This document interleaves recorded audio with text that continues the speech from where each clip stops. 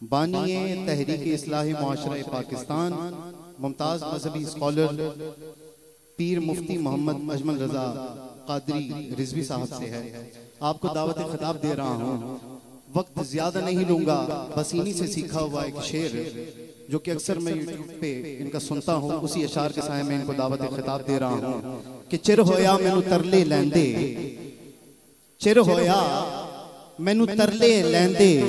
कदी मोड़ मेरे वल वागा, चिर होया मैनू तरले लैंदे, कदी मोड़ मेरे वल वागा, ख्वाब मेरी विच एक बार जे आवे, ख्वाब मेरी विच एक बार जे आवे, मैं सारी उम्र न जागा, ताजदारे खिताबत चले आइए, शहरियारे बलागत चले आइए, लेके बागे मदीना के गुल की महक, नो बहारे खिताबत चले आइए, नो बहारे खिताबत चले आइए।